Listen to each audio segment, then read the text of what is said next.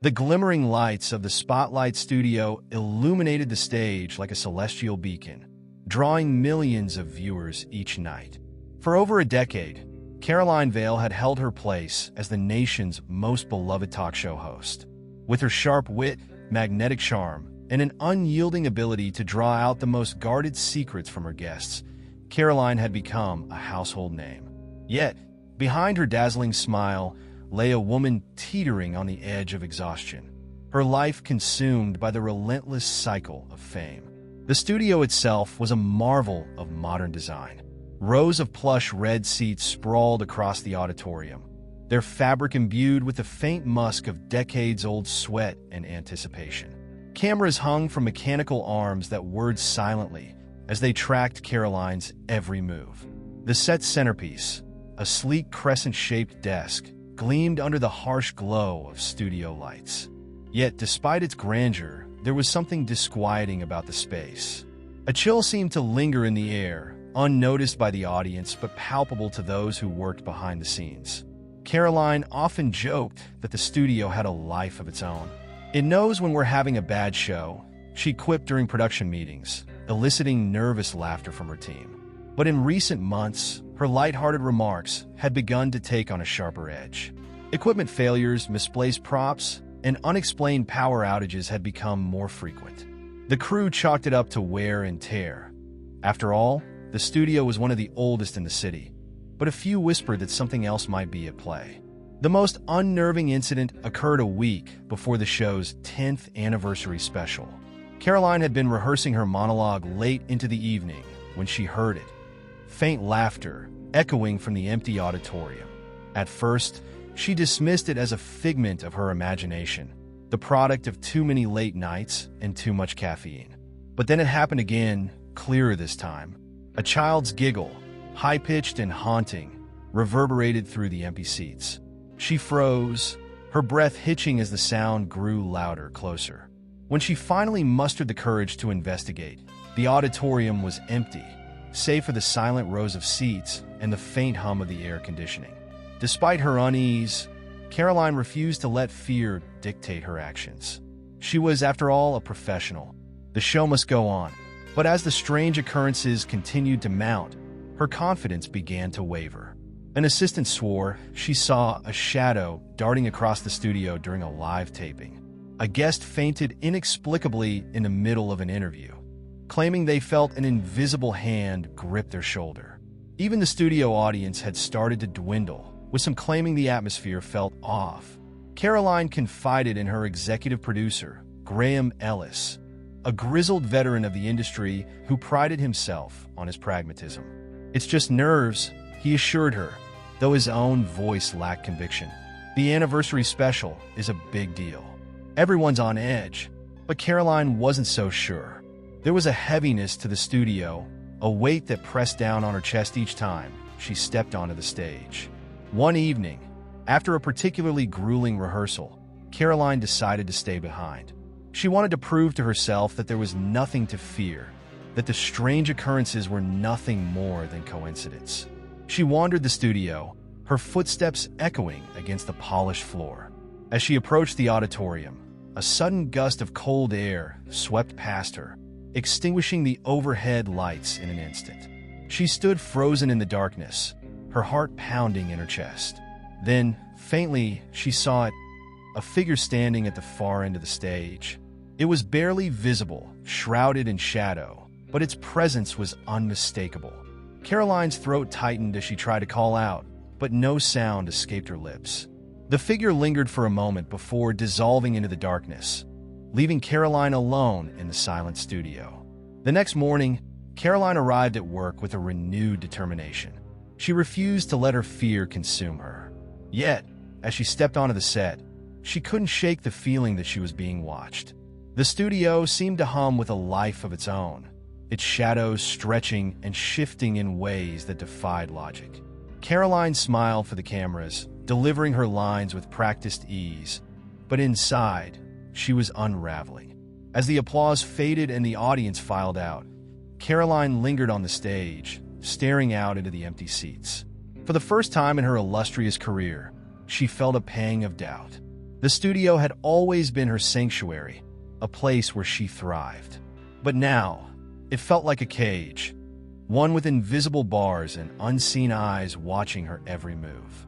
Little did she know, the spotlight was no ordinary show, and the studio no ordinary place. Something ancient and malevolent had taken root beneath the glitz and glamour, its tendrils weaving their way into the very fabric of the show. And as Caroline prepared for another night of bright lights and applause, she couldn't help but wonder, was she the one holding the spotlight, or was the spotlight holding her? The following week, the buzz around the spotlight reached a fever pitch as the producers announced a special episode featuring renowned actress Sylvia Crane. A Hollywood icon turned recluse, Sylvia's last public appearance had been nearly a decade ago. The announcement sent shockwaves through the entertainment world, and tickets for the live taping sold out within minutes. The energy in the studio was electric, with staff and crew bustling about to prepare for what was sure to be the event of the year. Caroline greeted Sylvia in the green room before the show, her practiced charm masking her lingering unease. Sylvia, a woman in her late 50s with an air of timeless elegance, seemed both nervous and excited to step back into the public eye. She wore a black dress that shimmered under the fluorescent lights and spoke in soft, measured tones. As they exchanged pleasantries, Caroline couldn't help but notice how Sylvia kept glancing over her shoulder, as though expecting someone or something to appear. The live taping began without a hitch. The audience erupted in applause as Sylvia walked onto the stage, her presence commanding and magnetic. Caroline launched into the interview, skillfully guiding the conversation through Sylvia's storied career, her decision to step away from the spotlight, and her plans for the future. The atmosphere was electric, the chemistry between host and guest undeniable. But as the interview progressed, an undercurrent of tension began to seep into the room. It started subtly. Sylvia faltered mid-sentence, her gaze drifting past Caroline to a point just beyond the camera. Her expression shifted from one of composure to barely concealed fear. Caroline followed her line of sight, but saw nothing out of the ordinary. The audience, the crew, the cameras. She tried to redirect Sylvia's attention with a lighthearted joke, but the actress only laughed nervously and tightened her grip on the armrest of her chair. Then came the moment no one could explain. Midway through a question about her upcoming memoir, Sylvia froze. Her face went pale, her eyes wide with terror as she stared at an empty corner of the studio. The air seemed to grow heavy, the hum of the studio lights almost deafening. "They're here," Sylvia whispered, her voice barely audible. Before Caroline or anyone else could react, Sylvia stood abruptly and walked off the stage, leaving the audience in stunned silence. The production team scrambled to cut to a commercial break, while Caroline tried to maintain her composure. She glanced at Graham, the executive producer, who signaled for her to continue. "Well, folks," she said, forcing a smile, "live television, right? We'll be back in just a moment." The audience chuckled uneasily, their confusion palpable. Behind the scenes, chaos erupted as producers and assistants raced to find Sylvia. Caroline retreated to her dressing room during the break, her mind racing. She had interviewed hundreds of guests, from eccentric artists to controversial politicians, but nothing like this had ever happened before. Sylvia's fear hadn't seemed theatrical. It had been raw and visceral, as though she had seen something no one else could. The thought sent a shiver down Caroline's spine. When the show resumed, Sylvia was nowhere to be found. Caroline managed to fill the remaining time with pre-recorded segments and a few impromptu jokes, but the energy in the studio was irrevocably altered. After the taping ended, the crew launched a frantic search for Sylvia, combing every inch of the studio. Security footage showed her leaving the green room and heading toward the parking lot, but there was no sign of her car, no record of her departure. It was as if she had vanished into thin air. The incident dominated the headlines the next day. Speculation ran rampant. Some claimed it was a publicity stunt, others suggested Sylvia had suffered a breakdown. Caroline, however, couldn't shake the feeling that something far more sinister was at play. She replayed the moment in her mind over and over. Sylvia's whispered words, the look of sheer terror on her face, the inexplicable heaviness in the air. In the days that followed, strange rumors began circulating among the crew. One claimed to have seen Sylvia's reflection in a monitor hours after her disappearance. Another swore they heard her voice echoing through the empty studio late at night. Graham dismissed the stories as the product of overactive imaginations, but Caroline wasn't so sure. As she prepared for the next episode, Caroline found herself increasingly on edge. The studio no longer felt like the safe, familiar place it once was. Shadows seemed darker, sound sharper, and every creak and groan of the building set her nerves on edge. Deep down, she knew that Sylvia's departure was only the beginning. Something was stirring within the walls of the spotlight, something far beyond her understanding, and it was only a matter of time before it revealed itself. The unease that had gripped the Spotlight studio since Sylvia Crane's disappearance only deepened in the days that followed. Caroline Vale tried her best to carry on as usual, hosting nightly episodes with the same poise and charisma her audience had come to expect. Yet behind the scenes, the cracks were beginning to show. Crew members called out sick without explanation. Technical malfunctions became more frequent. Even the audience turnout began to dwindle, an unspoken apprehension spreading among those who had once eagerly lined up for tickets. The first sign that something was truly amiss came during a routine pre-show meeting. The team had gathered in the control room to review the night's lineup when a loud, piercing feedback shrieked through the studio speakers. Everyone winced, covering their ears, as the sound grew unbearably loud. Graham Ellis, the executive producer, shouted for the sound technician to cut the feed, but the controls were unresponsive. Just as abruptly as it had started, the noise stopped. For a moment, there was only silence. Then, faintly, a voice crackled through the speakers, a whisper, barely discernible, yet chillingly clear. "Help me," it said. The room froze. Caroline exchanged uneasy glances with Graham, who quickly dismissed the incident as a technical glitch. But as the crew filed out, their faces pale and drawn, no one seemed convinced. Later that evening, during the live taping, the whispers returned. This time, they emanated from the teleprompter. Caroline was mid-sentence, delivering a light-hearted anecdote about her guest's career, when the scrolling text abruptly stopped. In its place, words began to appear, slowly, one letter at a time. "I see you." Caroline's breath caught in her throat. She faltered, her smile wavering, but quickly recovered, improvising a segue into a commercial break. Backstage, she confronted Graham. "That wasn't a glitch," she said, her voice shaking. "Someone's messing with us." Graham's expression was a mix of skepticism and concern. "Caroline, it's an old building. The equipment's bound to act up now and then. Don't let it rattle you." But Caroline wasn't convinced. There was an intelligence behind the words, a deliberate malice that sent shivers down her spine. The next day, Caroline arrived at the studio early, determined to get to the bottom of the strange occurrences. She wandered the empty corridors, her footsteps echoing against the cold, polished floor. The building seemed eerily still, the usual hum of activity replaced by an oppressive silence. As she approached the stage, she noticed something strange. The air felt heavier, thicker, as though the space itself was holding its breath. She stopped in front of the crescent-shaped desk, running her fingers along its smooth surface. A faint chill prickled her skin, and she pulled her hand back instinctively. That's when she saw it, a faint outline of a handprint pressed into the surface of the desk. It was small, childlike, and impossibly cold to the touch. "Looking for ghosts?" a voice said behind her, startling her. She spun around to find Derek, the studio's head lighting technician, standing in the doorway. His tone was lighthearted, but his expression betrayed a nervousness that matched her own. "You've noticed it too, haven't you?" she asked. Derek hesitated before nodding. "The crew's been talking. Shadows moving where they shouldn't, lights flickering with no explanation."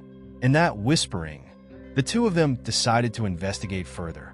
They combed through the studio archives, poring over blueprints, maintenance logs, and old photographs. What they found only deepened the mystery. The building had been constructed in the early 1900s, originally serving as a theater before being converted into a television studio in the 1950s. Over the years, It had been the site of several unexplained incidents, accidents, disappearances, even a rumored suicide in the 1970s. One photograph caught Caroline's attention. It showed a group of children, part of a touring choir, standing on the theater stage. In the background, partially obscured by shadows, was a figure. Its face was indistinct, but its presence was undeniable. Caroline felt a chill as she stared at the image, a sense of familiarity washing over her.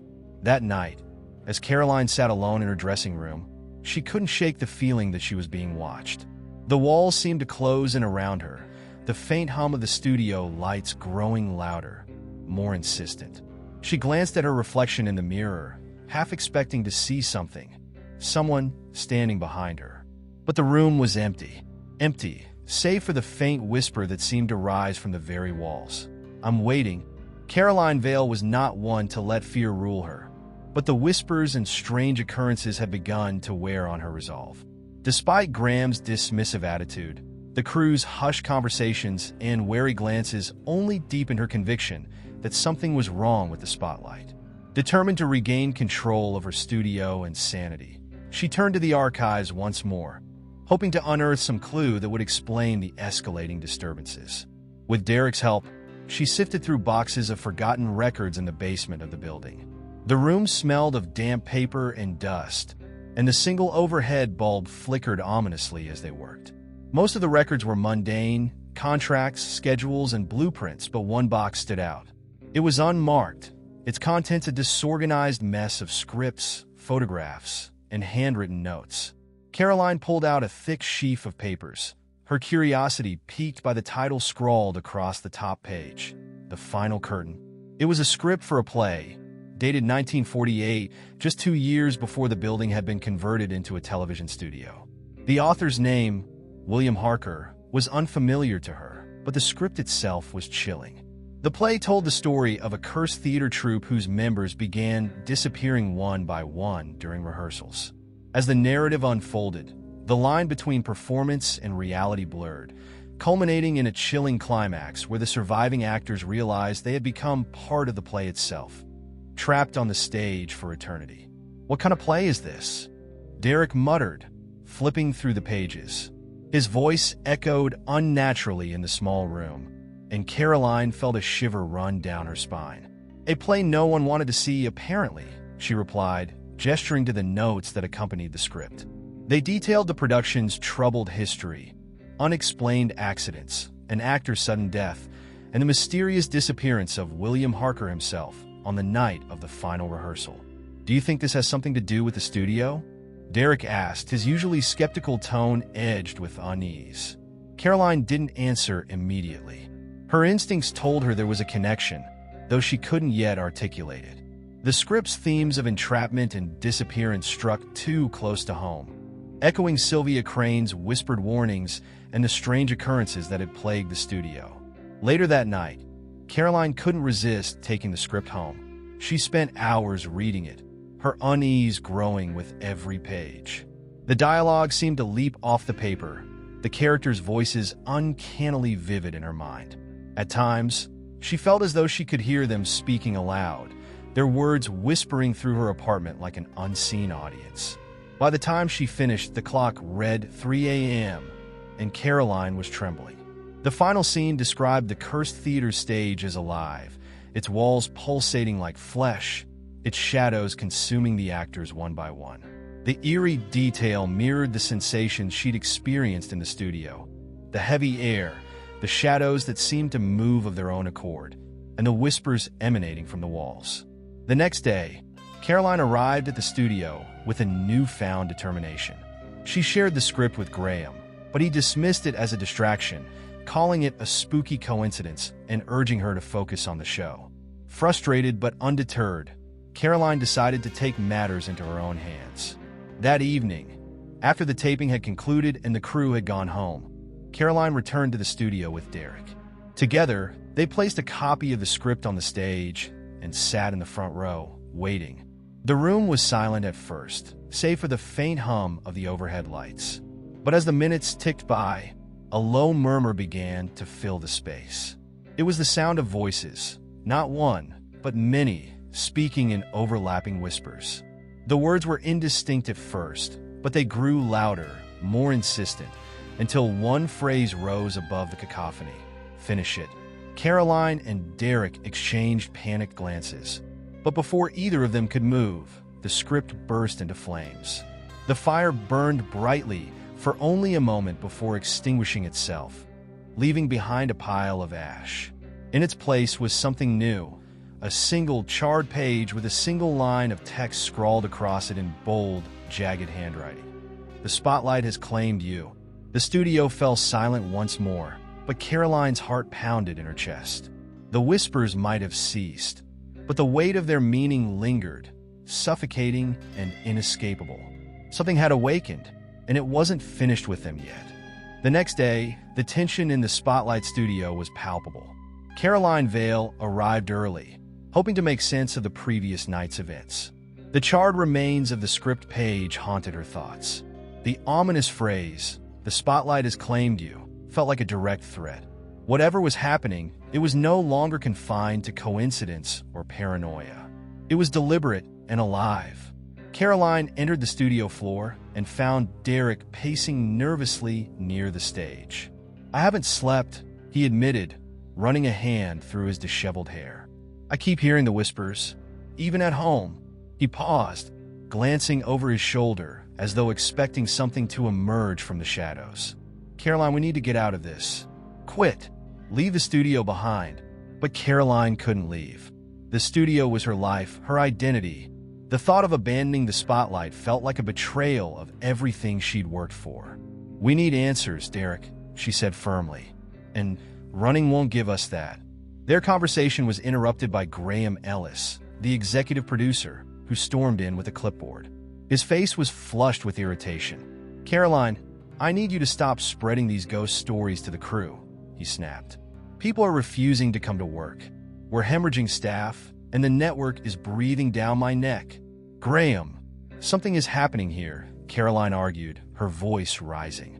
"It's not just me. Ask Derek. Ask anyone who's been in this studio long enough. The whispers, the shadows, the script, it's all connected." Graham waved her off dismissively. "Enough. Tonight's show goes on as planned. No more distractions." He stormed out, leaving Caroline and Derek fuming. That evening, as the crew prepared for the live taping, the atmosphere in the studio was suffocating. Caroline could feel the weight of invisible eyes on her as she went through her pre-show routine. The whispers seemed louder now, even during moments of silence. They were no longer confined to the walls. They were everywhere, seeping into the air like a poisonous fog. As the cameras rolled, Caroline forced herself to smile. Tonight's guest was a rising pop star whose bubbly demeanor provided a stark contrast to the oppressive atmosphere. The interview began smoothly, with Caroline deftly navigating the conversation. But halfway through, the lights flickered. At first, it seemed like a routine power fluctuation. Then, the stage lights dimmed entirely, plunging the studio into darkness. A collective gasp rose from the live audience, followed by an uneasy murmur. The emergency lights kicked in, bathing the set in an eerie red glow. Caroline tried to maintain her composure, her microphone catching her shaky breath. "Ladies and gentlemen, we seem to be experiencing a technical issue," she said, forcing a laugh. "Please bear with us." But the audience wasn't listening. Their attention had shifted to something else, something moving in the shadows. Caroline followed their gaze and froze. On the far end of the studio, near the sound booth, a figure stood motionless.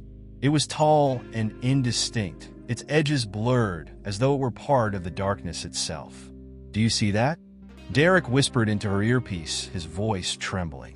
Caroline nodded subtly, unable to tear her eyes away. The figure began to move, gliding silently across the studio floor. The whispers grew louder, now a cacophony that seemed to come from every corner of the room. The figure stopped in the center of the stage. For a moment, everything was still.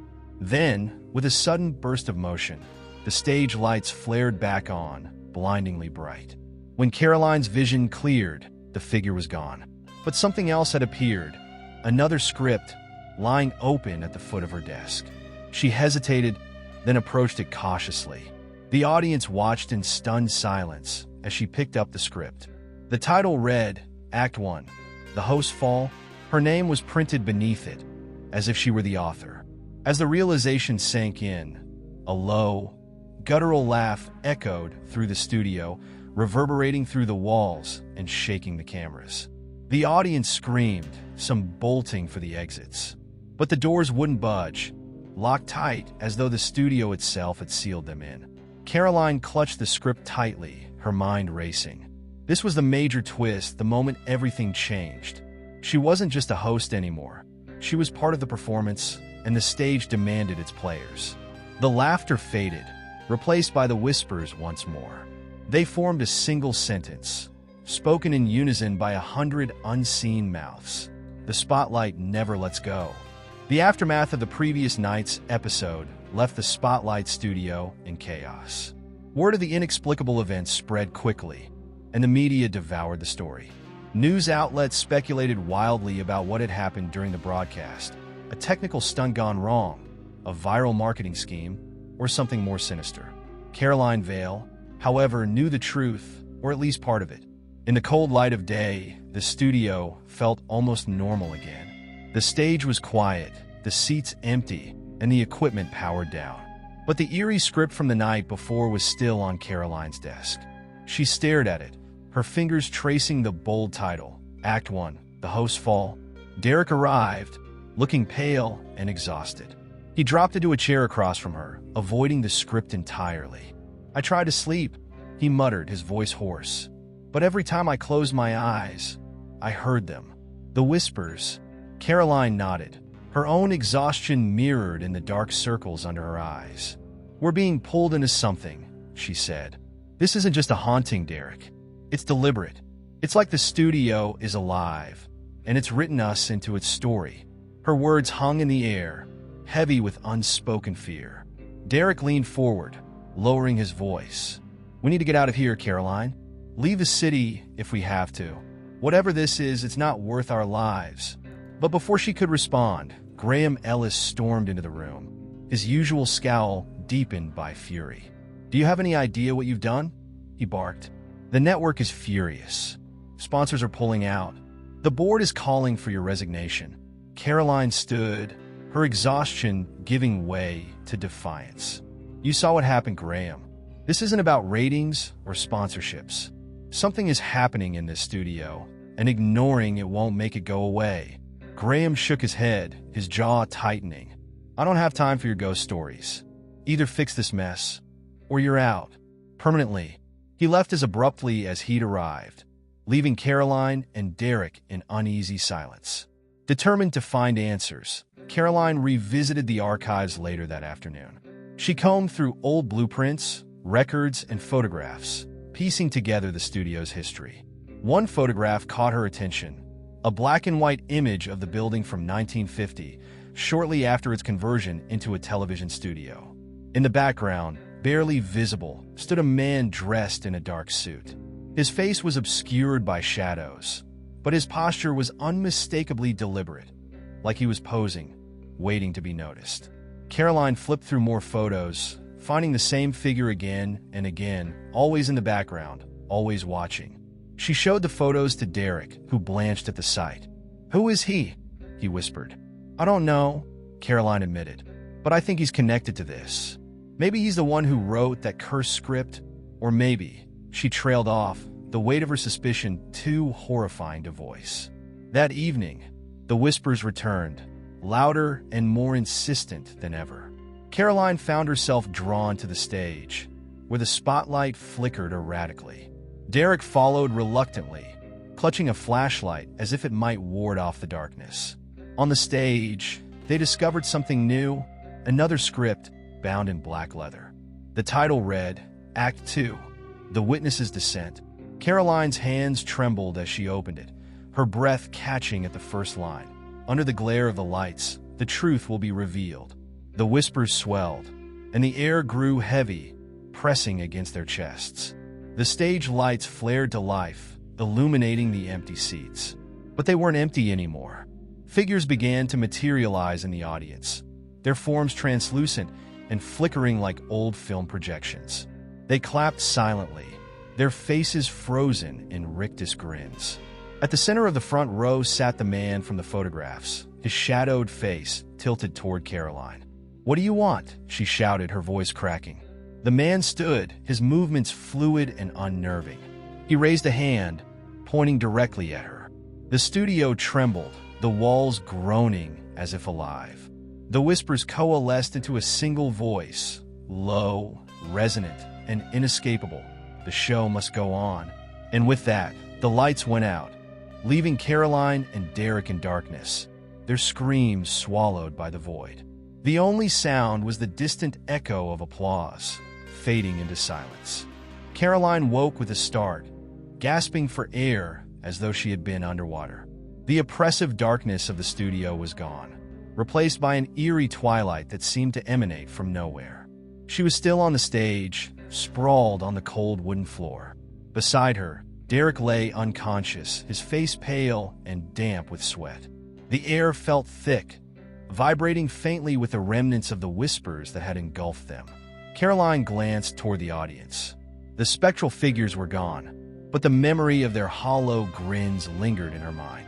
The man from the photographs, the shadowy figure who had pointed at her, was nowhere to be seen.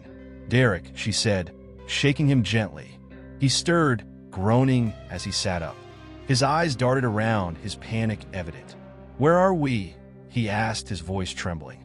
"I don't know," Caroline admitted, "but it's not the studio anymore. At least, not the same one." The space around them was both familiar and alien. The set of the spotlight remained intact, but everything else, the walls, the equipment, even the exit doors, was shrouded in a gray mist.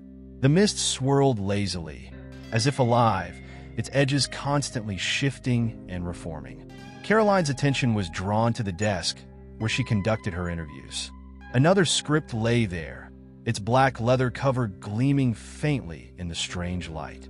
She hesitated, her instincts screaming at her not to touch it. But curiosity and desperation overruled her caution. She opened the script.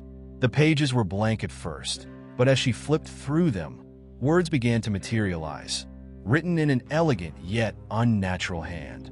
Act 2, The Witness's Descent. Scene 1, The Choices. Before Caroline could process the meaning, a voice spoke, deep and resonant, yet disturbingly familiar. "You are the architects of your own fate." Both Caroline and Derek froze, scanning the mist for the source of the voice. It didn't come from any specific direction. It seemed to echo from everywhere and nowhere. "What do you want from us?" Caroline demanded, her voice shaking but firm. The mist shifted, parting to reveal a figure. It was the man from the photographs, his features now fully visible. His face was gaunt, with hollow cheeks and eyes that burned with an unnatural light. He was dressed in an old-fashioned suit, the fabric shimmering faintly as if it weren't entirely real. "You stand upon a stage," the man said, his tone devoid of emotion, "and the audience demands a performance. The script has been written. Will you play your parts, or will you face oblivion?" Caroline stepped forward, her fear giving way to anger. "We didn't ask for this. We're not your puppets." The man's lips curled into a faint, joyless smile. "All performers believe they have agency. Yet the script dictates all. Even now, you follow its path." Derek grabbed Caroline's arm. "We need to leave," he whispered urgently. "Whatever this is, we're not safe." Caroline nodded, but the man raised a hand, and the mist thickened, forming an impenetrable wall around the stage. "There is no exit," he said. "Not until the act is complete." The script in Caroline's hands began to glow, the words rearranging themselves. The new text read, "The truth lies beneath the stage." Without thinking, Caroline dropped to her knees and began feeling along the floorboards. Derek joined her, prying at the edges of the wood until one of the panels came loose. Beneath it, they found a staircase descending into the darkness. The man's voice echoed once more. "The descent begins." Caroline and Derek exchanged a look, their fear mirrored in each other's eyes. But there was no other choice. Together, They descended the staircase, leaving the stage and whatever waited above behind. The whispers followed them into the darkness, growing louder with each step. The staircase was narrow and steep, the wooden steps creaking under their weight. Caroline led the way, clutching a flashlight that flickered erratically, as though it were reluctant to illuminate whatever lay ahead. Derek followed closely, his breathing shallow and quick. The air grew colder the further they descended, and the walls seemed to close in, pressing against their sense of reason and sanity. They emerged into a vast chamber that defied explanation. It was far larger than the dimensions of the studio above, its cavernous expanse lit by an unnatural, sourceless glow. The floor was made of black marble, polished to a mirror finish, reflecting the twisted shapes of the stalactites that hung from the ceiling like jagged teeth. In the center of the room stood a massive circular platform, adorned with intricate carvings that seemed to shift and writhe when viewed directly. Around the platform, rows of empty chairs formed a perfect circle, eerily reminiscent of an audience awaiting a performance. "What is this place?" Derek whispered, his voice barely audible. Caroline shook her head, unable to tear her eyes away from the carvings. They depicted scenes of anguish and despair, faceless figures contorted in agony, their arms reaching toward the sky as if begging for salvation. On the far side of the chamber stood an ornate podium, its surface engraved with runes that glowed faintly. Resting on the podium was yet another script, this one bound in blood-red leather. Caroline felt an almost magnetic pull toward it, her steps faltering as she approached. "Caroline, don't," Derek pleaded, grabbing her arm. "Every time we touch one of those things, something worse happens." "We don't have a choice," she replied, her voice hollow. "It's like you said, we're part of this. Whatever this is." Reluctantly, Derek released her, and Caroline picked up the script. The cover was warm to the touch, pulsing faintly like a heartbeat. She opened it, and the words seemed to leap off the page, burning themselves into her mind. Act 2, The Witness's Descent. Scene 2, Revelations in the Dark. Before she could read further, a low rumble shook the chamber. The chairs around the platform began to fill, not with people, but with shadows. They coalesced into ghostly forms, their faces indistinct, their eyes glowing faintly. One of the shadows stepped forward, its movements fluid and unsettling. "You have come," it intoned, its voice a distorted echo. The cycle begins anew. Caroline tightened her grip on the script. "What cycle? What is this place? Why are we here?" The shadow tilted its head, as if considering her questions. "This is the stage beneath the stage," it said. "The place where stories are born and fates are sealed. You have been chosen as the players in this tale. Your roles are written. Your ending is inevitable." "No," Derek said, stepping between Caroline and the shadow. "We didn't choose this. We're not part of your story." The shadow's gaze shifted to him, and for a moment, the glow in its eyes intensified. "Defiance," it murmured, a common trait among the witnesses. Yet defiance does not alter the script. As if in response, the carvings on the platform began to glow, the light spilling onto the marble floor in intricate patterns. The chamber trembled, and the air grew thick with an oppressive energy. Caroline felt the script in her hands grow heavier, the words on the pages shifting once more. To ascend, one must first descend. To escape, one must first confront the truth. Caroline's heart raced as the platform in the center of the room began to lower, revealing another staircase spiraling into the depths below.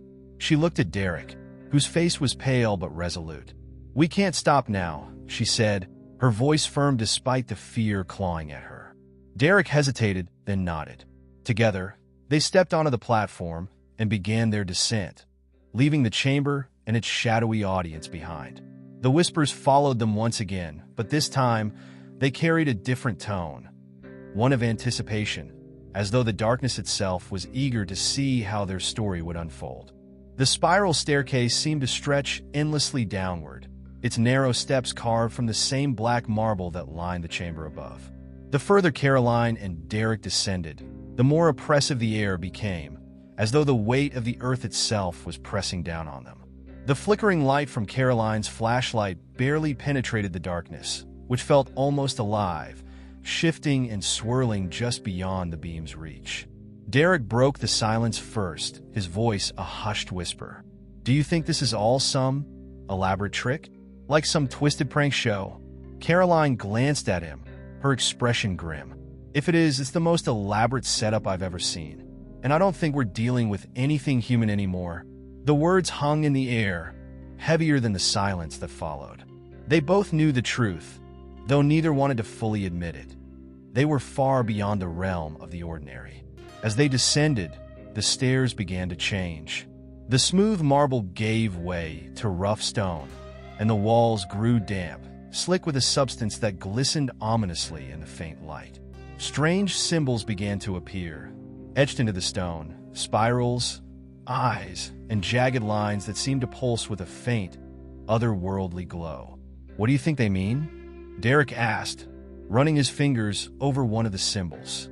"Probably nothing good," Caroline replied, her voice tight. "Let's just keep moving." The staircase eventually ended in a small, circular room, its walls covered in more of the glowing symbols. In the center of the room stood a pedestal, and on it rested a large, ornate mirror.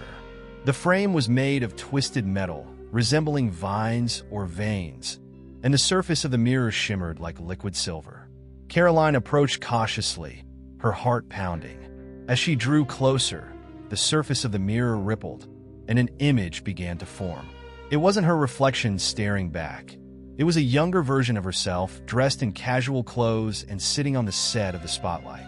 The younger Caroline looked happy, carefree, and completely unaware of the nightmare that would one day engulf her. What is this?" Caroline whispered, reaching out but stopping just short of touching the mirror. Derek joined her, his expression troubled. "It's showing something from the past. Or maybe a memory?" The image in the mirror shifted, and now Caroline saw a much older version of herself, her face lined with age and her eyes hollow. She was standing on the stage of the spotlight, but the audience was empty, and the studio was decayed and crumbling.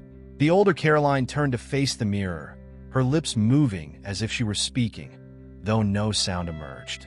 The room began to vibrate, a low hum resonating through the stone walls. The symbols on the walls grew brighter, and the mirror's surface rippled violently. Suddenly, a voice filled the room, deep, resonant, and eerily familiar. "Do you see the truth, witness?" It boomed. "The past, the present, the future. They're all written, all intertwined. The script does not lie." "No!" Caroline shouted, stepping back from the mirror. "This isn't my future. It can't be." The voice ignored her protest. "To ascend, you must confront the reflection. To rewrite the story, you must first see its flaws." Before either of them could react, the mirror's surface shattered, the shards flying outward like 1,000 tiny knives. Caroline and Derek shielded their faces, but when they looked up, the shards were suspended in midair, each one reflecting a different image, moments from their lives, from their darkest secrets to their brightest triumphs. One shard hovered directly in front of Derek, showing him as a child, cowering in a corner while a shadowy figure loomed over him. His face went pale, and he stumbled backward, shaking his head. "I don't want to see this," he muttered, his voice breaking. "I thought I left this behind." Caroline reached out to him, but another shard stopped her in her tracks. It showed her arguing with her parents, the venom in her teenage voice palpable. The guilt hit her like a punch to the gut. The shards began to move, swirling around them in a chaotic dance. The room grew colder, and the voice returned, louder and more insistent. "Face your truths, or remain trapped in the spiral forever." Caroline clenched her fists, forcing herself to meet her reflection in the shards. "We're not staying here," she said, her voice firm despite the tears in her eyes. "We'll face whatever we have to, but we're getting out of this." Derek hesitated, but her resolve seemed to strengthen him. Together, they reached out toward the swirling shards, their hands trembling as they touched the fragments of their past. The room erupted in a blinding light, and the hum grew deafening. When the light faded, They found themselves standing at the entrance to another passageway, the staircase behind them gone. The symbols on the walls dimmed, but the sense of foreboding remained. Without a word, they stepped into the new passage, the weight of their reflections still heavy on their minds.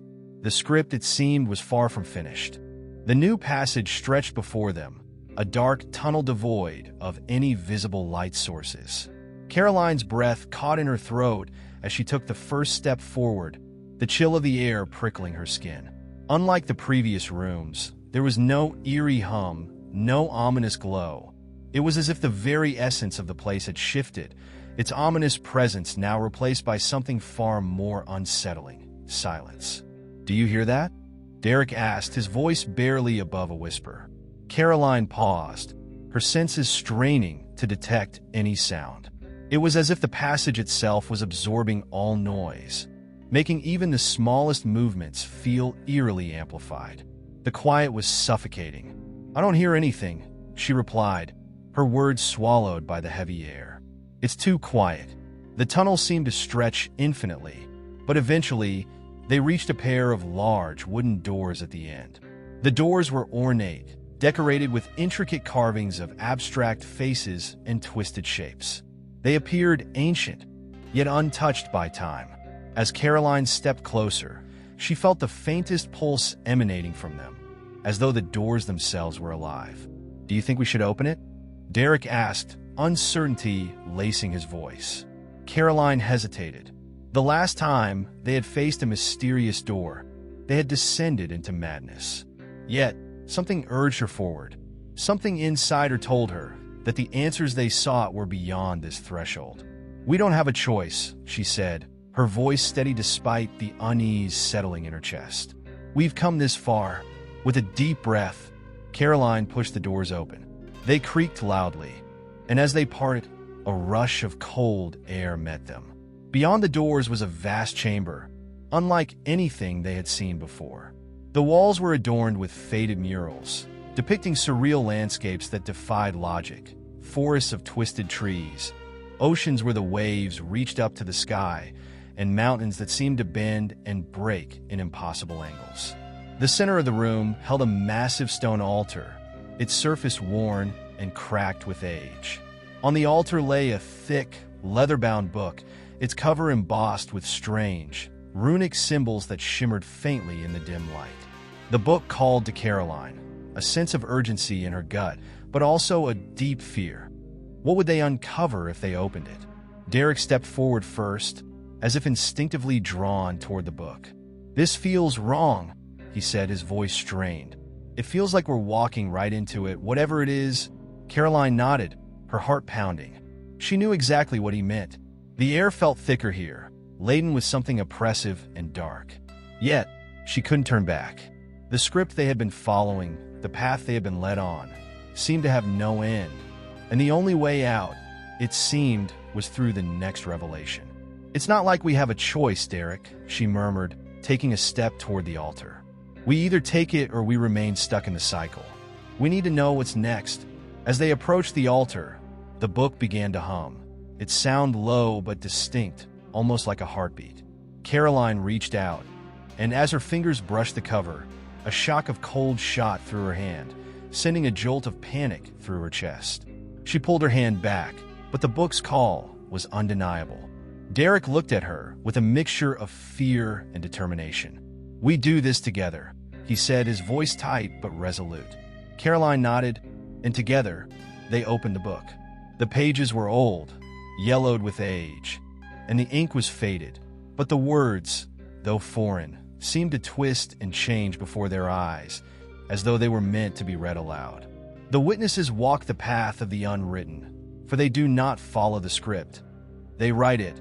The words etched themselves into Caroline's mind, and for a moment, the room seemed to warp.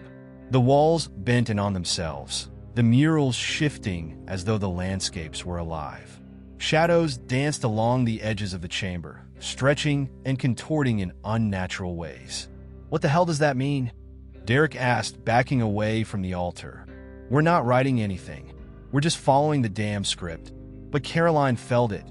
The change in the air, the pull of something beyond the book, beyond the passage they had traveled. The words they had read, the book itself, were changing the very reality around them. She had no answers, but she knew one thing for certain. They were no longer just players in someone else's game. A loud crack echoed through the chamber, and the ground beneath them trembled. The book snapped shut with a force that sent a shockwave through the room. For a moment, everything stood still. Then, as if on cue, the doors behind them slammed shut, trapping them inside the chamber. The shadows that had once danced along the edges of the walls now moved with purpose, coalescing into figures, tall, thin, and cloaked in darkness. Their faces were obscured, but Caroline felt their eyes on her, watching, waiting.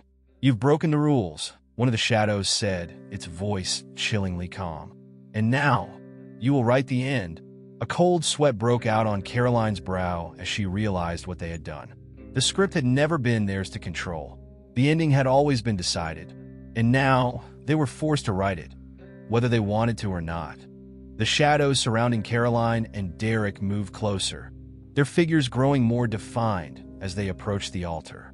The air in the chamber grew thick with tension, and every breath Caroline took felt like it could be her last. The once eerie quiet had turned into a low hum, reverberating through the stone walls. Each pulse seemed to vibrate deep within her bones, like an ancient, malevolent presence awakening from its slumber. Derek shifted uneasily beside her, his face pale. He wasn't speaking now, but the look in his eyes spoke volumes. He understood, as she did, that they had unwittingly crossed a line, a boundary that could not be undone. The room was no longer a simple passageway to another part of their journey. It had become a trap, a place where the rules of reality no longer applied. "Who are you?" Caroline's voice cracked as she addressed the dark figures that loomed before them. There was no answer at first, just a rustling sound, like the faintest whisper of wind through dead leaves. The figures seemed to absorb the question, their eyes glowing faintly in the shadows. The one at the forefront stepped forward, and its form began to solidify, like mist taking shape. The figure was tall, its features indistinct, but a strange sense of familiarity washed over Caroline. She couldn't place it, but there was something about its presence that felt unnervingly close. "We are the witnesses," the figure spoke, its voice as smooth and cold as the stone walls. "We are the keepers of what has been written, but we are also the harbingers of what is yet to come." Caroline felt a chill run down her spine. These were no ordinary spirits or apparitions. They were beings from a realm outside her understanding, entities that had seen the unfolding of time and its countless paths. Their very existence was bound to the script that governed everything, the script she had been following without ever truly understanding its significance. "We've broken the rules, haven't we?" Derek muttered, his voice low and heavy with realization. "We were never meant to change anything. We were supposed to follow." The figure nodded, its form flickering like a candle flame in a breeze. "You were, but now you have written yourselves into the story, and you will finish it."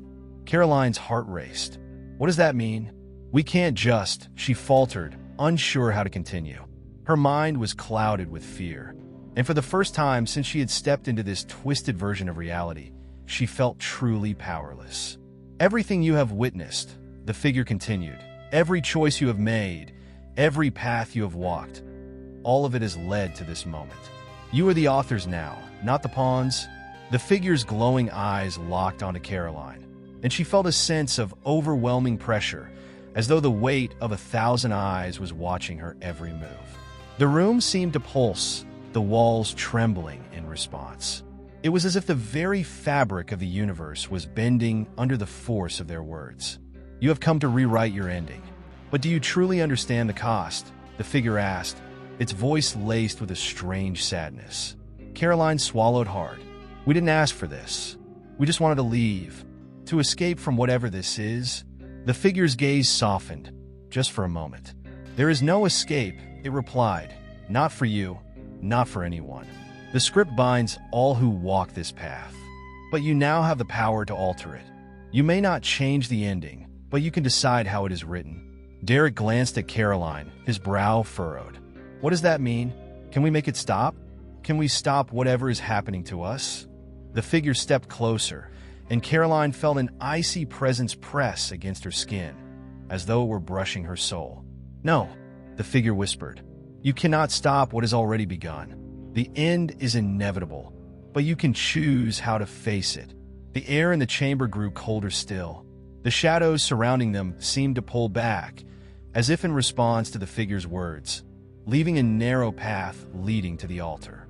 The ancient book lay there, its leather cover darkened with age, still humming with a strange energy. It called to Caroline once more. Take the pen, the figure instructed, gesturing toward the altar. You are the writers now. You may inscribe your fate, but know this. Every word has weight. Every choice has consequence. Caroline's hands shook as she stepped forward, the weight of the moment pressing heavily upon her chest. Her fingers hovered over the book, and for a brief moment, the temptation to close it, to walk away from the choice, almost consumed her. But she knew, deep down, that there was no turning back now. They were already too far gone. With a steadying breath, she reached for the pen that lay beside the book. It was cold to the touch, its surface smooth and unyielding. As she picked it up, she felt a strange energy course through her fingertips, as though the pen itself had a life force of its own. Derek's voice interrupted her thoughts. Caroline, think about what you're doing. Once you write, once you change things, there's no going back. She glanced at him, his face a mixture of concern and fear, but she could see something else in his eyes, a glimmer of hope. They had been trapped in this twisted reality for so long, and the idea of rewriting their fate, of finally having some control over their destiny, was the only thing that had kept them moving forward. Caroline nodded, her grip tightening around the pen. I know, she whispered, but I can't just sit back and watch this unfold. We have to take control. We have to fight for our future. As she pressed the pen to the page, a sharp, piercing sound filled the chamber. The ink from the pen bled across the page, but it wasn't forming words. It was spreading, pooling like liquid fire.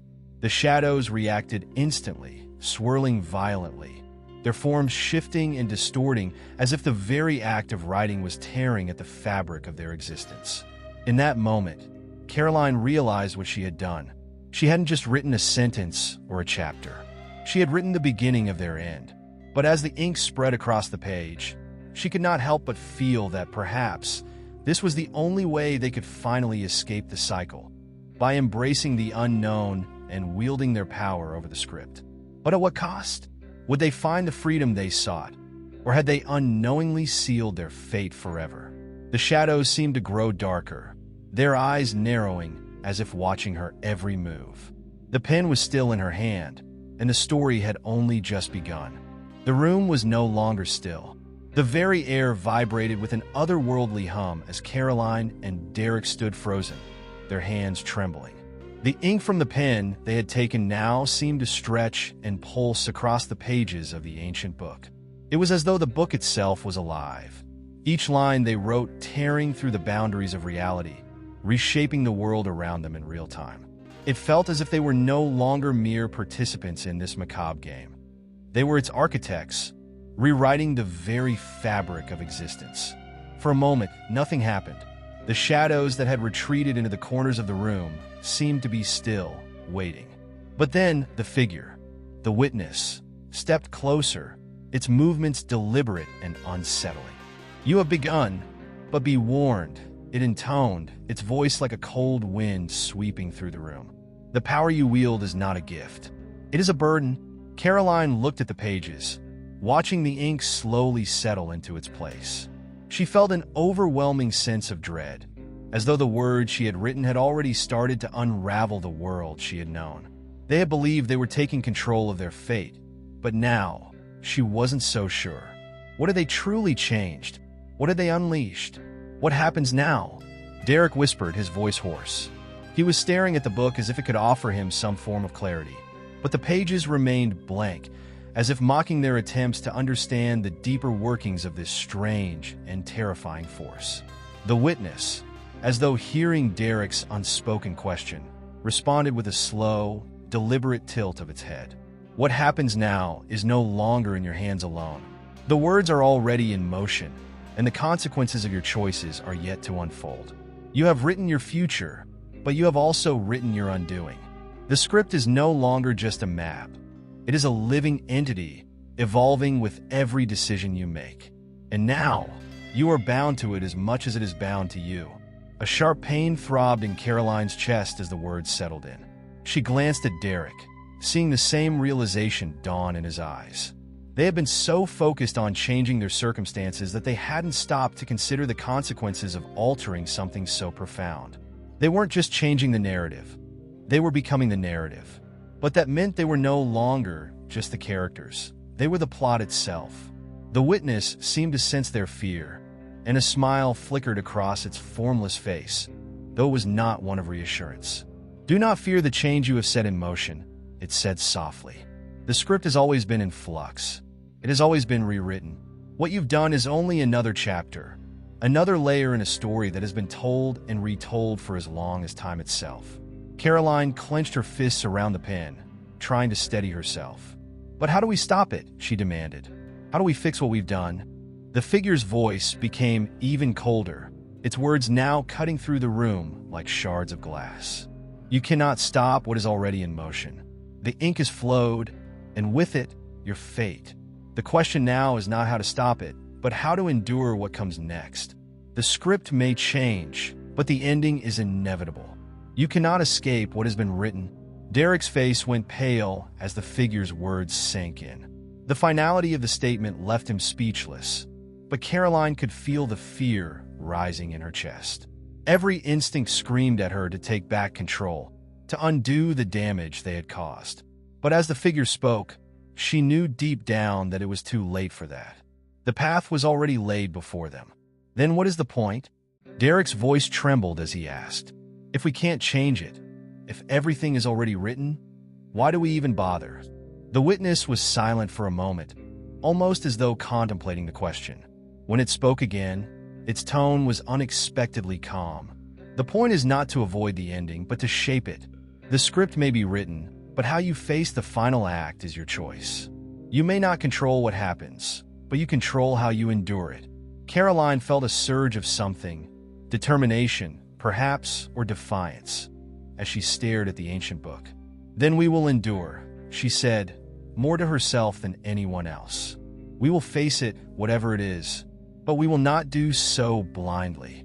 With that, she turned her attention back to the book. As her hand hovered over the pages, she could feel the ink pulsating, almost as if it were alive, waiting for her next move. Each stroke she made could push them closer to the end they so feared, or it could lead them somewhere entirely unexpected. Derek stepped closer, his voice now firm. "We may not be able to stop this," he said, "but we can at least try to understand it. We can't let it control us any more than it already has." For a long time, the room was still, the tension hanging in the air like a thick fog. The witness did not speak again, its silent presence weighing heavily upon them. Caroline felt the weight of its gaze, but she refused to be cowed by it.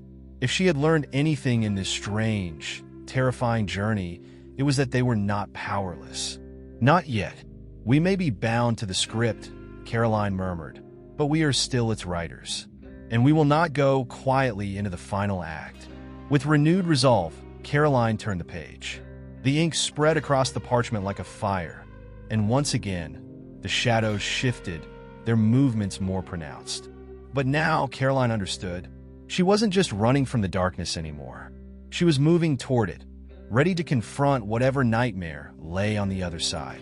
The witness watched, its eyes glinting in the dim light. It knew the story was far from over, and so did Caroline. The days following their fateful encounter with the witness felt like a blur to Caroline and Derek. The air in the studio had changed, charged with an oppressive energy that neither of them could shake off. As much as they tried to move forward, to pretend like things were still within their control, the book loomed over them, a constant reminder that they were now part of something far larger than themselves. Every moment felt like a prelude to something inevitable, and yet, neither of them could fathom what was coming next. The studio, once a place of bright lights and cheerful banter, now felt suffocating. The usual hum of cameras and microphones seemed more like an echo of something long past, as though time itself was warping in response to their actions. Every creak of the floor, every shift in the shadows, felt as though it was some form of judgment or consequence. And no matter how hard they tried to act normal, they knew they weren't fooling anyone. The world around them had become distorted, as if the script they had unwittingly written had begun to bleed into their reality. Caroline's hands trembled as she sat at her desk, staring blankly at the open book. Derek had retreated into his own thoughts, pacing restlessly by the window. Despite the overwhelming sense of dread that had settled between them, there was an undeniable pull toward the book. Each page held the promise of knowledge, but that knowledge came at a cost. They had begun to realize that the more they read, the more the world seemed to unravel around them. It was as though the lines between fiction and reality had blurred, and every word they wrote pushed them further into a world they couldn't control. "I don't think we can keep doing this," Derek finally spoke, breaking the silence. His voice was raw, laced with the fatigue of someone who had been grappling with something far beyond their understanding. "We've crossed a line. I can feel it in the air. Whatever we wrote, it's not just affecting us. It's affecting everything." Caroline didn't look up from the book. "I know," she whispered, "but we can't stop now. We've already written ourselves into this. If we stop, what happens then? I can't even begin to imagine what that could do." The weight of their words hung in the room, suffocating them both. They had no answers, no solutions. They had tried to make sense of the power they had uncovered, but every attempt only deepened their confusion. The witness's words haunted them, echoing in their minds. "The script is alive. You are bound to it as much as it is bound to you." What did that even mean? Was there a way out?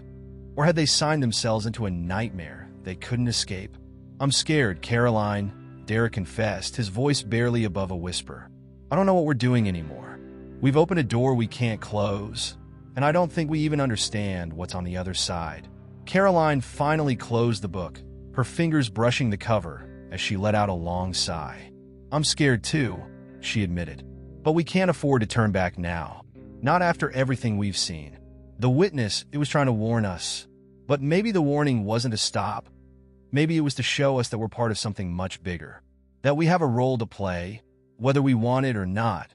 The thought of being trapped in a role they couldn't escape sent a chill through Caroline's spine. But she couldn't deny the truth in her own words. They had already rewritten their fate, and now they were bound to it. The weight of that truth pressed down on her, but she refused to succumb to it. They had to move forward. They had to face whatever came next.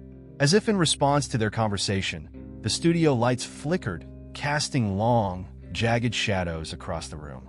The temperature dropped noticeably, and a chill ran down Caroline's spine. Something was coming. The air itself felt charged, crackling with a kind of static energy that was impossible to ignore. Derek stepped closer, his eyes wide. "Did you feel that?" he asked. Before Caroline could respond, a sound, a low, guttural hum, began to emanate from the book. It was a sound that felt like it came from deep within the earth, as though the book itself was alive, vibrating with an unnatural power. The air around them seemed to shift, bending and warping, as if the very fabric of space was starting to unravel. Without thinking, Caroline opened the book again, her hands shaking as she flipped through the pages. But instead of words, she saw something else. Shapes, symbols, and lines that seemed to dance before her eyes. They were not written in ink, but seemed to pulse with a dark energy, alive in a way that words could never be. Each symbol seemed to draw her in, pulling her deeper into the unknown. Derek leaned over her shoulder, his face pale. "What is that? What's happening?" Caroline couldn't answer. The symbols on the page seemed to reach out, wrapping around her like tendrils of darkness. The room around them began to distort even further, the walls warping and stretching, the shadows creeping closer, as if the very essence of the studio was being consumed by whatever power the book had unleashed. "Caroline!" Derek shouted, his voice filled with panic. "We have to get out of here." But it was too late. The room had become something else entirely. It was no longer just a set or a studio. It was a space between worlds, a place where reality itself was malleable and fleeting. The symbols on the page continued to pulse, each one rippling through the air like a wave of darkness. And in that moment, Caroline realized the full extent of their actions. They hadn't just written a story.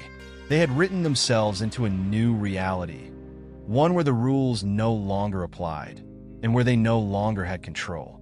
The last thing Caroline heard before the room went silent was the hum of the book. It was calling them to step forward into the unknown. And despite all her fears, despite the warnings, she couldn't resist. She didn't know how to escape. She didn't know if escape was even possible. All she knew was that the turning point had arrived, and they were no longer just witnesses to the unfolding chaos.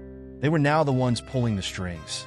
The studio, now a grotesque echo of its former self, had become something more sinister. The walls seemed to bleed shadows, and the air was thick with an unnatural stillness that swallowed any sound that dared to break the silence. Caroline and Derek stood in the middle of the room, surrounded by the distorted landscape they had unwittingly created. What had once been a place of familiar comfort and routine had transformed into something unrecognizable, something monstrous. They were no longer the hosts of a popular talk show. They were trapped in a nightmare of their own making. The book, which lay open on the desk between them, had become the center of the chaos. Its symbols pulsed with an eerie, almost hypnotic rhythm, drawing their eyes in with a force they couldn't explain. Caroline couldn't tear her gaze away from the pages. It was as if the book held the answers to everything, answers she didn't know if she was ready to learn. The words no longer looked like words at all. They were shifting, moving like living entities, whispering in a language that felt ancient and forbidden. The air around them crackled, as if the very act of looking at the book could tear apart the fabric of reality itself. Derek's voice broke through the oppressive quiet. "Caroline, we need to figure out what's happening. We can't just keep standing here, waiting for it to consume us." His words were raw, filled with a fear that matched the one gnawing at Caroline's insides. But Caroline couldn't respond. She was paralyzed, her mind racing as she tried to make sense of the overwhelming sensations flooding her senses. She could feel the weight of the book pressing down on her, pulling her deeper into its grasp. The symbols danced before her eyes, their meanings slipping just out of reach. There was something about them, something so terrifyingly familiar, yet utterly foreign. It was as if they were tapping into a memory that didn't belong to her, a memory of a time long before she was born. "I can't stop looking at it," Caroline muttered, her voice distant, as though it wasn't even hers. The book seemed to have a life of its own, and she could feel it taking hold of her, worming its way into her thoughts. Derek's hand on her shoulder was a jolt of reality, pulling her back from the edge. "Caroline, listen to me. We're in this together. We need to stop this, to find a way out. Whatever we've done, whatever we've unleashed, we have to fix it." Caroline nodded slowly, though the thought of turning away from the book filled her with dread. She had already seen what happened when they tried to resist the pull of the script. The witness's warning echoed in her mind. You are bound to it as much as it is bound to you. There was no escaping this. She could feel it deep in her bones. She had already crossed the threshold. Whatever came next, whatever horrors awaited them, they were part of it now. "Maybe it's not about stopping it," Caroline said, her voice quieter now. "Maybe it's about understanding it. What if the book isn't just some force of evil? What if it's trying to show us something? What if we're supposed to learn from it?" Derek looked at her, his eyes wide with disbelief. "You're telling me we should embrace this thing? After everything that's happened? It's not showing us anything good, Caroline. It's tearing everything apart." "I don't know," Caroline replied, her voice hollow. "But I feel like it's leading us somewhere. The symbols, the words, it's all connected. I think if we understand it, if we can decipher it, maybe we can take control." The idea of taking control seemed almost laughable. How could they control something that seemed so far beyond their comprehension? Yet, a part of Caroline couldn't deny the pull of curiosity. The need to know, to understand, was overwhelming. The more she resisted, the more it seemed to consume her, pulling her further into its depths. As Caroline continued to stare at the book, something began to shift. The symbols seemed to rearrange themselves, forming new shapes and patterns that were even more disturbing than before. A cold wind swept through the studio, though there were no open windows. It felt like something was moving through the air, something dark and ancient, a presence that had been waiting for them to cross the line.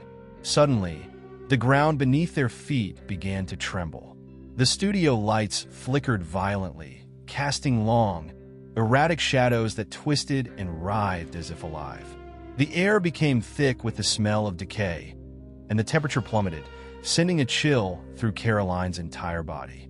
She felt the world around her begin to collapse in on itself, the walls warping as though they were made of paper. "Derek!" Caroline gasped, her voice rising in panic. "It's happening! The book! It's..."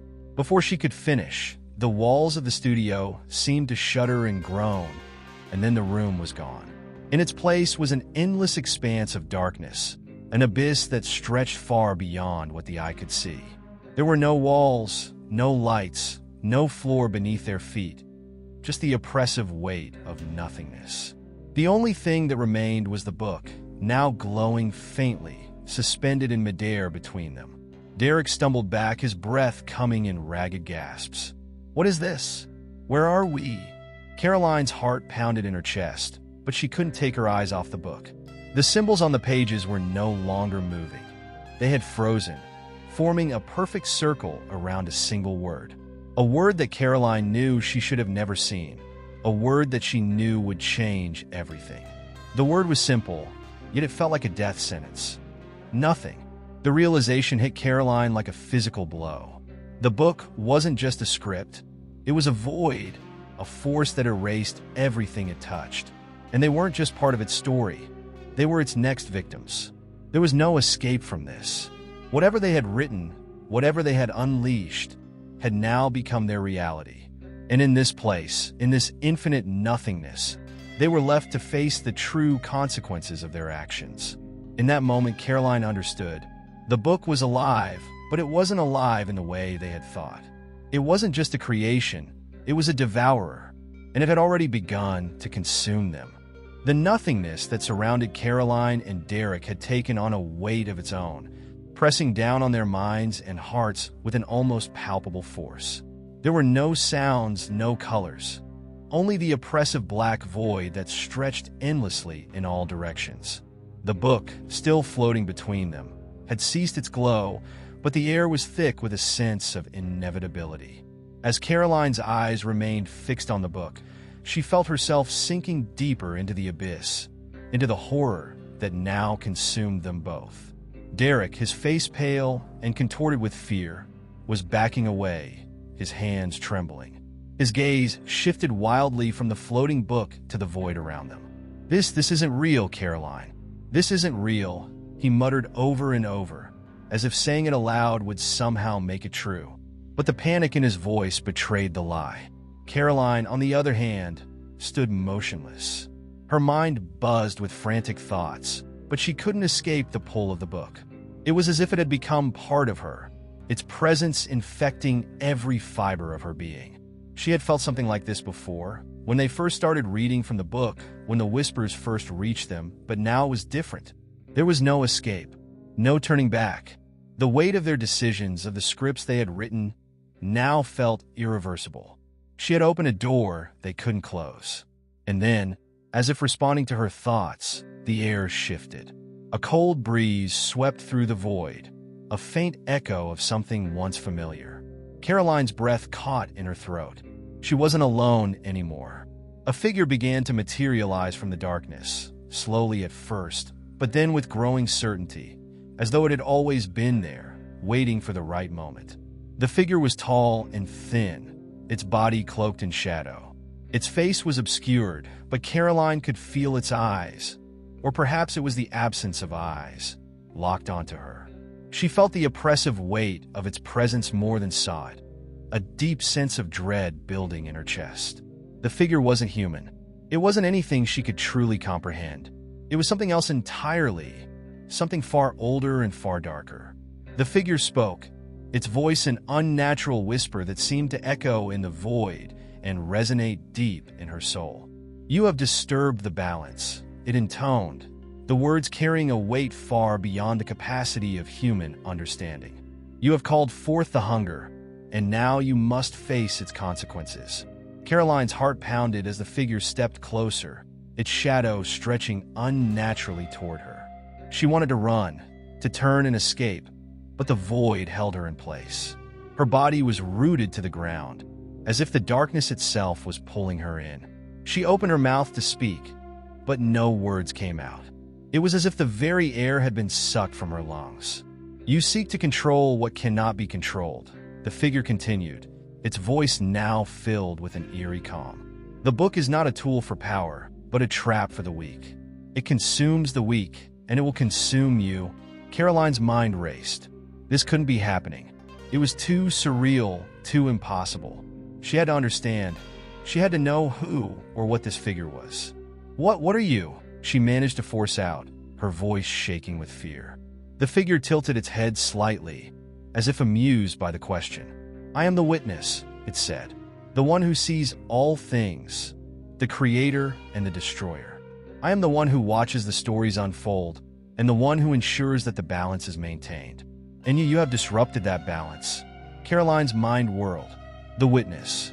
The words rang in her ears, and suddenly everything began to make a horrifying kind of sense. The whispers she had heard, the strange feelings she had experienced while reading the book, it was all connected. The witness was the force behind the book, the one who had been guiding them toward this very moment, or perhaps leading them into their doom. "You," Derek started, his voice filled with disbelief. "You're the one who's been controlling all of this? The book, the show, the chaos. This was all you?" The witness turned its attention toward Derek, its presence suffocating. "You are not innocent in this, either," it said, its voice now laced with a note of cold disdain. "You have played your part, as much as she has. You have all written the story, and now you will all suffer the consequences." The words hit Caroline like a physical blow. They weren't just responsible for what had happened. They were part of the very destruction the witness had promised. The show, the book, the twists and turns, they had been leading them here all along. It wasn't just a random chain of events. It was a carefully constructed path, a trap laid for them by something far more ancient and powerful than they could comprehend. We didn't know," Caroline whispered, her voice trembling. "We didn't know it would end like this. We didn't know." The witness's laugh was low, resonating with a dark, hollow tone. "Knowledge means nothing when you are already bound to the story. You have already made your choices. Now you must face what follows." Caroline's mind reeled with the implications. There was no way out. The witness wasn't just an observer. It was a manipulator, a creator of fates. It had been shaping everything, pulling the strings from the very beginning. The book wasn't just a source of power. It was a gateway, a doorway into a reality where nothing mattered except the will of the witness. As Caroline stood frozen, trapped in the void with Derek and the sinister figure, she realized the full extent of their mistake. It wasn't just their show that had been manipulated. It was their lives. Everything they had known, everything they had believed, had been nothing more than a narrative dictated by the witness. And now that they had crossed the line, there was no way back. There was only the darkness, the hunger, and the stories that would unfold until they were consumed, just like everything else. With one final, terrible whisper, the witness spoke again. "The end is coming, and you will be the ones who write it." And then the void swallowed them whole. The absence of light was no longer a simple void. It had become a presence in itself, pressing on Caroline and Derek in a way that was both suffocating and infinite. As the darkness enveloped them, they had no sense of direction, no sound to mark their passage, and no way of knowing how much time had passed. They simply existed, trapped in this suspended state of horror. Caroline's mind was reeling with the knowledge that the witness had orchestrated everything. The show, the book, the twist and the plot. It had all been a design of manipulation. But the most terrifying realization was that it was not simply a trick. The witness had shaped their lives to this very moment, controlling every choice they made. They were not participants in a game. They were mere pawns. There was no escaping it. Their fates were already sealed by the very narrative they thought they controlled. Derek, on the other hand, was struggling with his own denial. His hands trembled, his breath coming in shallow gasps. "This can't be real, Caroline. This can't be happening," he said, as though repeating the words would somehow convince himself otherwise. But there was no denying the crushing truth. They had opened the book, summoned the chaos, and now they were bound to the consequences. "The witness, it's not just watching us, Derek.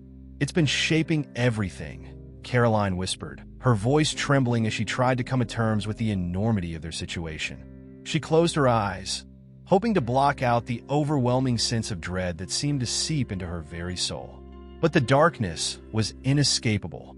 The air around them seemed to shift, the silence broken by a faint sound, a whisper that was so low it was almost imperceptible.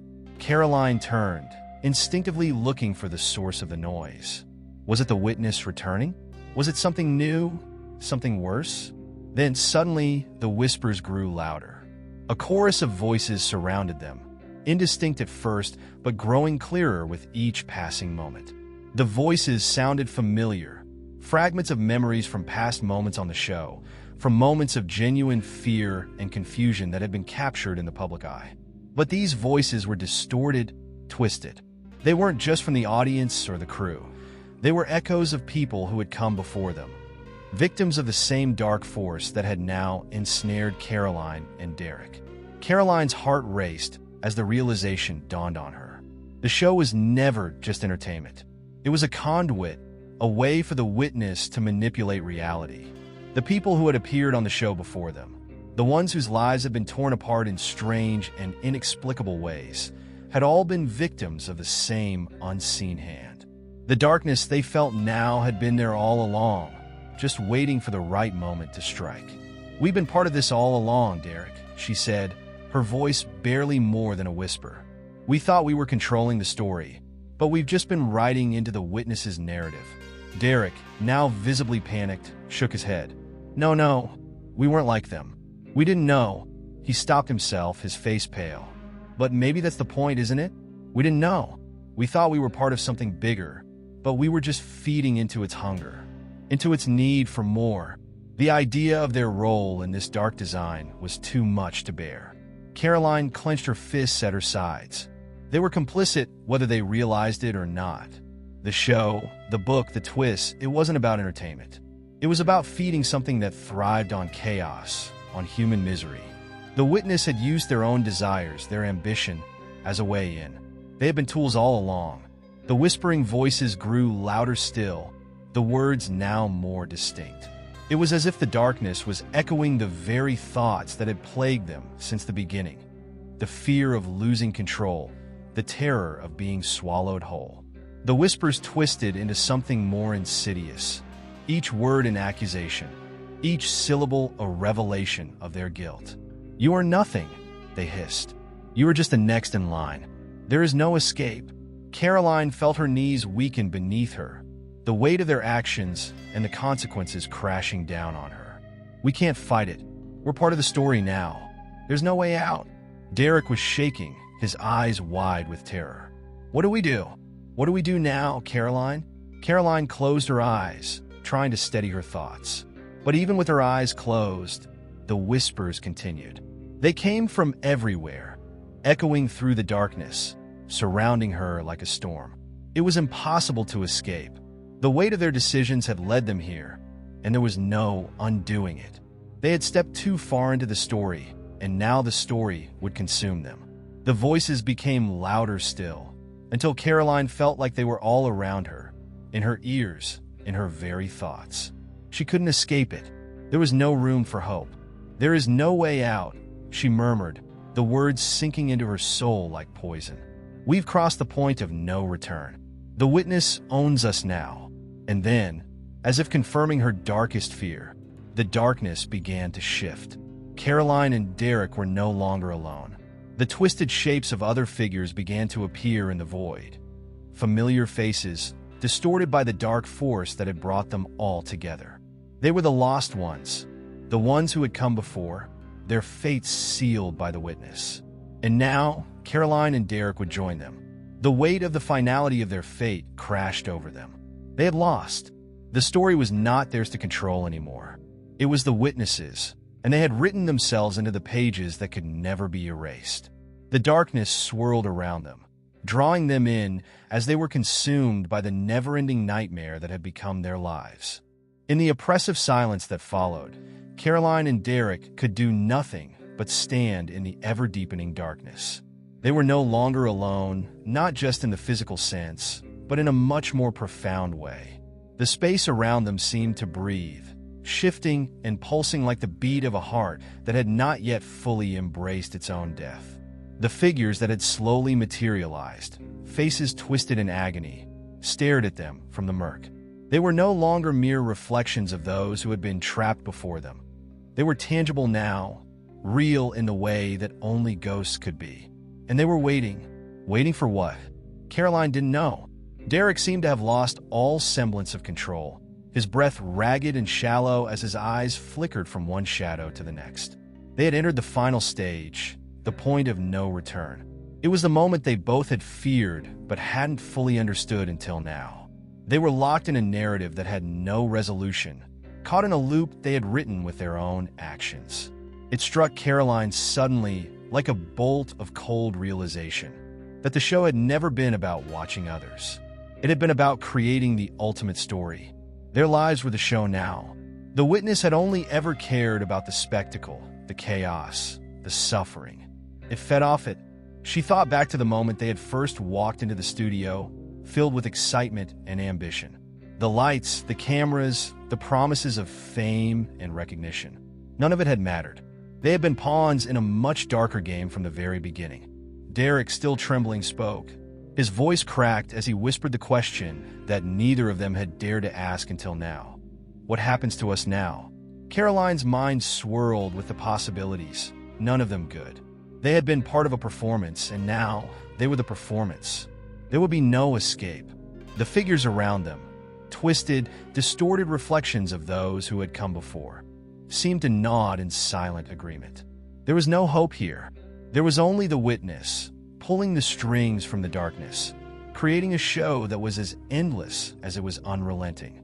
For the first time, Caroline felt the true weight of their situation. It wasn't just their lives that were at stake, it was their very souls. The witness didn't just manipulate the story, it consumed the essence of those it touched. Their emotions, their fears, their vulnerabilities.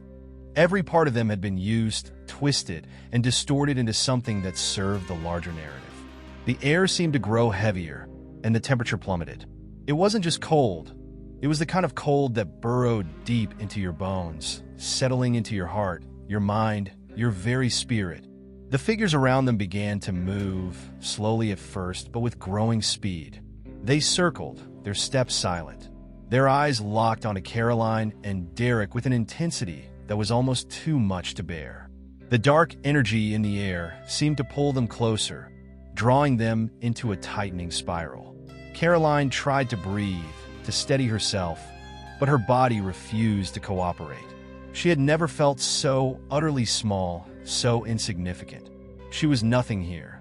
Not a person, not a participant, just a part of the show, a prop in the macabre play that had been set in motion long before they even knew the rules.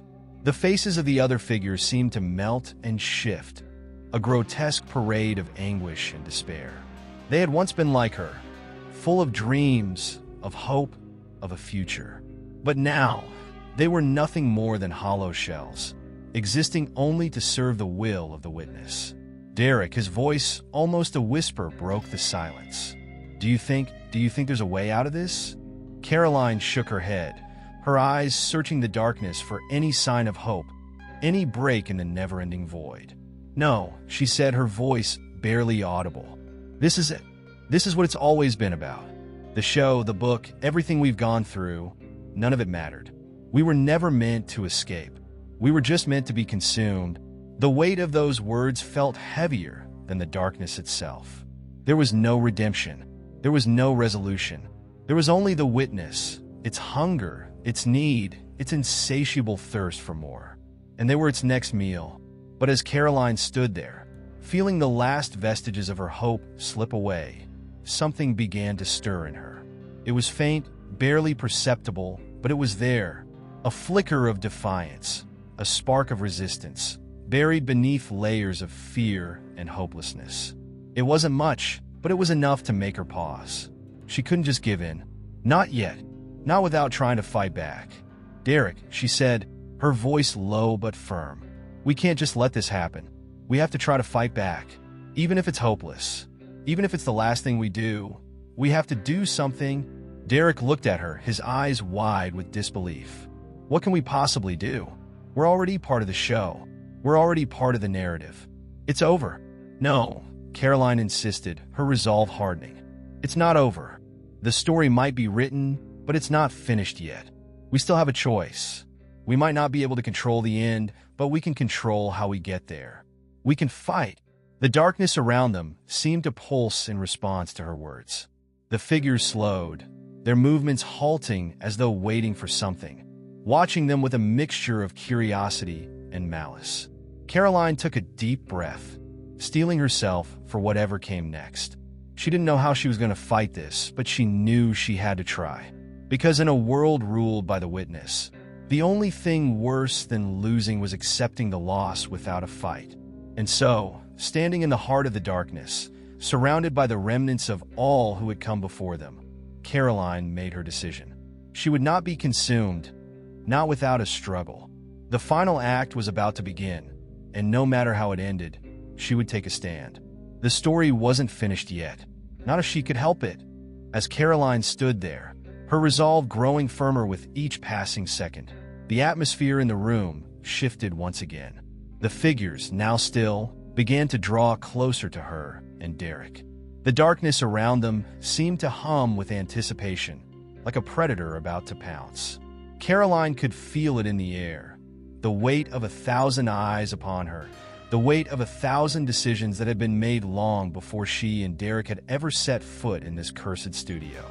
The witness, invisible yet omnipresent, was watching them, waiting for them to make the inevitable choice. And as Caroline's mind raced, the truth settled like a stone in her stomach. There was no escaping this. There never had been. The studio, the cameras, the show, it had all been a construct to lead them here. But what exactly was here? The question was no longer a matter of survival. It was a question of morality. What would they sacrifice to end this twisted cycle? What were they willing to lose? Derek, his breathing now even more erratic, reached out and grabbed Caroline's arm, his grip tight with fear. "What do we do, Caroline?" His voice was a fragile whisper, as though the very air around them might swallow it whole. "We can't keep running. We can't keep hiding. We're trapped. It's over." For a moment, Caroline thought she could hear the desperation in his voice. But then something else stirred within her, an understanding. Derek had always been one to lean on others, to find solace in the voices of those around him. But Caroline had learned long ago to rely on herself. In the darkness of this room, she had to trust her own instincts, trust that there was something more beyond this, even if she couldn't see it yet. Turning to face Derek, she spoke, her words steady and clear despite the tremor in her voice. "We're not trapped. Not yet. But we need to think differently. The witness wants us to believe that we have no choice, that we're stuck in this cycle. But that's not true. We still have control, Derek. As long as we choose not to accept the role they've cast for us." Derek's eyes flickered with confusion, his mind struggling to keep up with the weight of her words. "You really think we have a choice here? After everything?" Caroline nodded, even though a part of her wondered if that was true. The darkness around them seemed to pulse in response to her words, almost as if it was mocking her.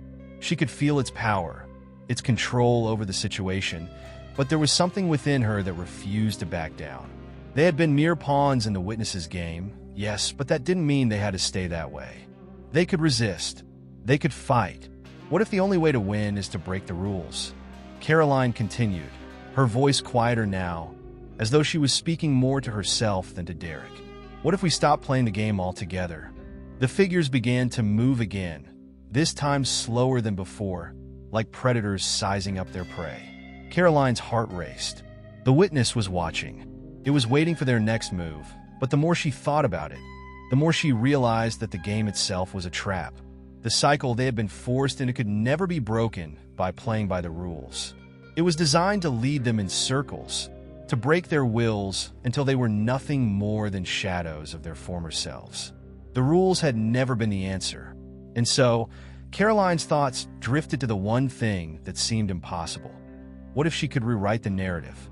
What if she could use the very force that sought to consume them to free them? She didn't know how, but something in her had begun to believe that it was possible. She stepped forward, breaking the suffocating stillness that had settled over the room. The figures, now almost within arm's reach, hesitated, watching her closely. Their faces were contorted in expressions of agony, but their eyes, those soulless eyes, gleamed with a knowing hunger. They knew what was coming. They had always known. This was a test, one last opportunity to see if she and Derek would bend to their will. Derek, still paralyzed with fear, reached out for her. "Caroline, no." His voice was raw with desperation, but Caroline didn't flinch. She had made her decision. "I have to try," she said softly, her gaze locked onto the nearest figure. It was a woman, her face twisted in pain, her mouth stretched into a silent scream. The woman's eyes seemed to follow Caroline's every movement, but there was something different now, something that hadn't been there before: doubt. The witness may have controlled the show, but it couldn't control her will. It couldn't control what she believed. As Caroline stepped into the center of the room, she felt the shadows grow heavier around her, like a thick, suffocating fog. But with each step, something inside her stirred. It was as though the very act of defiance was a crack in the foundation of this dark world. The witness had always controlled the story, but Caroline was no longer willing to accept that. She would fight for something more, for freedom, for life. The figures around her began to move faster now, their expressions a mixture of rage and frustration. They were closing in on her, but she didn't hesitate. Instead, she closed her eyes and reached into the darkness with her mind. What if she could use their own strength against them? What if the stories they had trapped her in could be unraveled, undone, by the very act of resistance? The witness wanted to control the narrative, but perhaps it had underestimated the power of choice. As her thoughts swirled with the possibilities, a low hum began to fill the air. The figures paused, their movements stilling as the room itself seemed to shift and bend. For a brief, terrifying moment, Caroline thought she might have failed, until something incredible happened. The darkness wavered, like a reflection in water, and for the first time since this twisted show had begun, Caroline felt a spark of light, a flicker of hope. But it was only a beginning. In the silence that followed, Caroline could hear her heartbeat, pounding louder in her ears than the deafening hum of the studio. The shadows around her seemed to flicker and shimmer, like a fading illusion struggling to hold on to its form. For the first time, she could sense a change, a crack in the perfection of the dark world she and Derek had been trapped in for what felt like an eternity. But even as hope stirred in her chest, a voice, deep and resonant, echoed through the room, its presence suffocating every breath. "Do you truly believe you can escape this?" The voice was low, almost amused, as if the very thought of their resistance was laughable. It belonged to the witness, that unseen force that had orchestrated their torment from the shadows. The air grew cold, a biting chill that seemed to seep into their bones, and Caroline knew that the game had shifted once again. She stood still, her mind racing with the weight of the voice's words. Could they really escape? Was it even possible to break free from something so all-encompassing, so suffocating, that it had controlled every moment of their lives? Caroline's resolve wavered for the briefest of moments, but then she remembered what had driven her to this point. The realization that the true power lay not in following the rules, but in refusing to play the game. Derek, ever the skeptic, was visibly shaken. His body trembled, and his wide eyes darted around the room, as though searching for some tangible escape.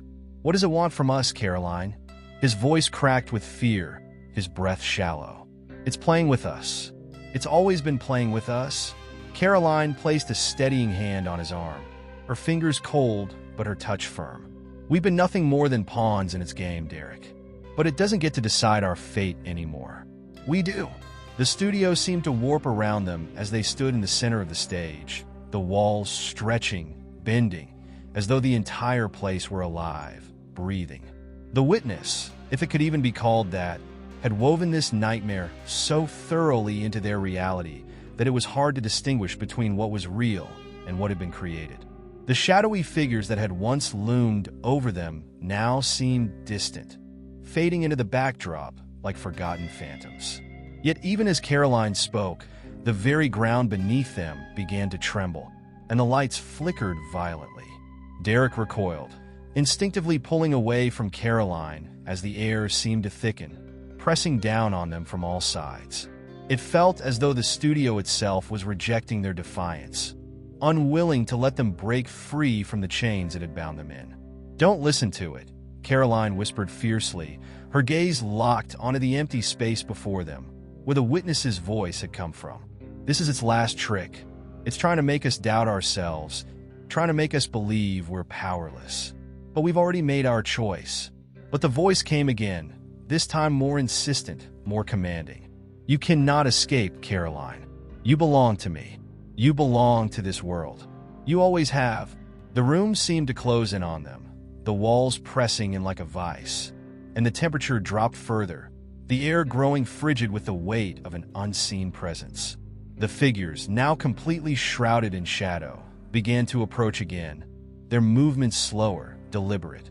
Each step they took seemed to draw Caroline and Derek further into their web of illusion. The Witness was trying to break their resolve, to remind them of the futility of resistance. Derek's voice broke through the tension, his words shaky but determined. "I don't care. I'm not going to let it win. I've had enough of this manipulation, this torture.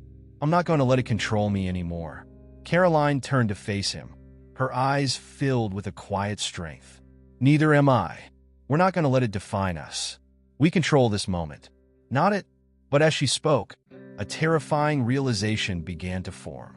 The Witness's power wasn't in the manipulation of reality. It was in the manipulation of their own fears. This entire world, this entire show, was nothing but an illusion built on their doubts, their insecurities, their darkest thoughts. The Witness had no true power other than the power it had convinced them to give it. With that knowledge came a surge of clarity. Caroline's breath steadied, her mind sharp as she realized that in order to truly escape, they had to tear down the illusion entirely. It wasn't enough to simply resist. It was necessary to see through the smoke and mirrors, to understand the game at its core, and to refuse to play by its rules. If the Witness thrived on their fear, then the only way to beat it was to face that fear head-on, to strip away the layers of doubt and uncertainty that had been planted in their minds. "Look around you, Derek," Caroline said, her voice gaining strength. "This is nothing but a stage, a set. The walls, the shadows, they're all part of the illusion. And it's not real." Derek's eyes widened in shock as he glanced around the room. The figures surrounding them, once so terrifying, now seemed nothing more than faint silhouettes. The walls, once towering and oppressive, appeared flimsy, like cardboard cutouts. The studio, the show, it was all fake, nothing but a lie.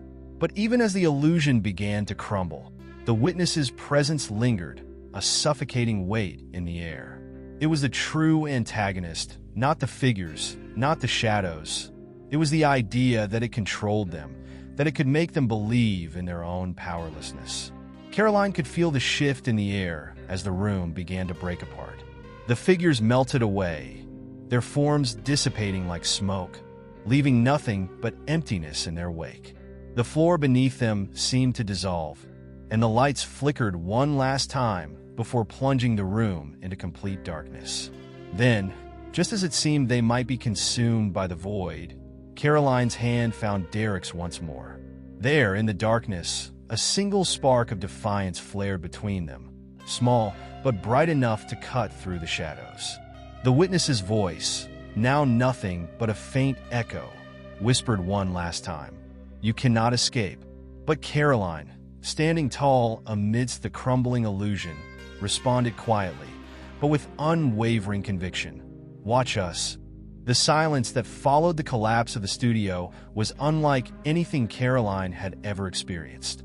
There was no echo, no breath of wind, not even the subtle hum of electricity that had accompanied their every move until now. Instead, there was an eerie stillness that seemed to stretch into eternity. It was as though they had stepped into a void where time itself had ceased to exist. Yet, within that stillness, Caroline felt a profound sense of release. The suffocating weight of the witness's control had finally lifted. She and Derek stood in the center of the darkness, holding onto each other, their breaths slow and measured.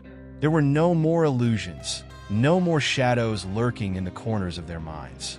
The walls that had once confined them were gone. The studio had disappeared entirely, leaving behind nothing but the vast expanse of nothingness. In that moment, Caroline understood something she had not been able to fully grasp before. The show, the witness, the entire nightmare, had always been a reflection of their own fears. But fear, like every other emotion, was fleeting. It could be faced, understood, and ultimately overcome. The witness had been nothing more than a manifestation of their deepest insecurities, a puppet master pulling at the strings of their minds. Now that they had seen through the illusion, they could no longer be controlled. Derek shifted beside her, his voice breaking the stillness. "Is it over?" His words were tentative, as though he was afraid to believe it. It had been so long, so much torment, that he was unsure how to even begin processing the idea of freedom. Caroline took a deep breath, the air no longer cold or oppressive. "I think it is. We've escaped its grip." But as they stood there, suspended in the emptiness, the faintest sound began to rise, like the rustle of paper or the slow, deliberate creaking of a door. The sound was distant at first, but it grew louder with every passing second. Caroline's heart skipped a beat as she realized it was coming from all around them, a chorus of voices, each distinct but indistinct at the same time. They were soft whispers, almost like a distant crowd murmuring in the background. The ground beneath them trembled slightly, and the whispers grew into a hum. Derek's grip on her tightened, but Caroline refused to be shaken. She had seen the true nature of this place, this world, and she knew now that its power was not in its ability to physically restrain them. It was in the subtler ways it wormed its way into their minds, in the way it kept them from truly believing they were free. "We have to keep moving," Caroline said firmly, her voice cutting through the rising noise. She could sense that this new sound wasn't an attack. It wasn't an attempt to reassert control. It was a test, a final test. The witness had been defeated in one way, but in another, it was trying to create doubt once again. The murmurings were meant to tempt them back into its grip, to make them second-guess their newfound freedom. Together, they began to walk, though they could see nothing around them. The hum persisted, rising and falling in intensity, but it was no longer the terrifying presence it once had been. It was simply noise, a distraction. And as they walked, Caroline realized something profound. The final test was not about overcoming the witness. It was about confronting their own beliefs, their own understanding of what freedom meant. What they had been trapped in for so long was not just a physical space or a series of illusions. It was their own minds, their own inability to believe in their own power to break free. But now, the witness was gone. Not because it had been defeated in any tangible way, but because Caroline and Derek had stopped letting it define their reality. The murmurings of the crowd continued to swirl around them, but with every step, they became fainter. The more Caroline let go of her doubts, the less real the voices felt. She didn't need to hear them anymore. She had long ago stopped caring about the noise. The landscape began to change. The darkness that had surrounded them slowly gave way to a soft light, a light that didn't blind them, but instead illuminated the space around them. Slowly, shapes began to take form, outlines of buildings, roads, familiar sights. It was as though the world itself was starting to take shape again, but this time, it was different. There was no sense of control, no omnipresent force dictating their every move. It was simply life, and then, standing before them, like a mirage slowly becoming solid, the stage from which they had started, the show that had been their prison, reappeared. But it was no longer a place of fear. It was a simple stage, empty, devoid of its oppressive grandeur. No cameras, no hosts, no witnesses. Just an open space. Caroline and Derek stood in front of it for a moment, allowing the significance of the moment to sink in. The show was gone, not because it had been destroyed, but because they had stopped playing it. The final illusion had been shattered, not by force, but by their refusal to accept it as their reality. Caroline turned to Derek, her face calm but resolute. "We made it," she said softly, almost to herself. There was no grand victory to celebrate. No applause, no triumphant music. Only the quiet satisfaction of knowing that they had taken control, that they had reclaimed their lives from the twisted narrative they had been forced to follow. Derek's expression softened, his eyes clear for the first time in what felt like forever. "We did," he said, his voice steady. "We're free." And in that moment, Caroline understood what freedom truly meant. It wasn't about escaping the confines of a world that had been built to trap them. It was about realizing that the world they had been confined to was merely a construct of their own fears. And now, with those fears cast aside, they were free to step forward into whatever reality they chose to create. As they walked away from the stage, hand in hand, the darkness finally faded. The stage, the show, was no longer a prison. It was just another part of the past, something they could leave behind. They had broken the mold, and now they were free to live the life they had always deserved.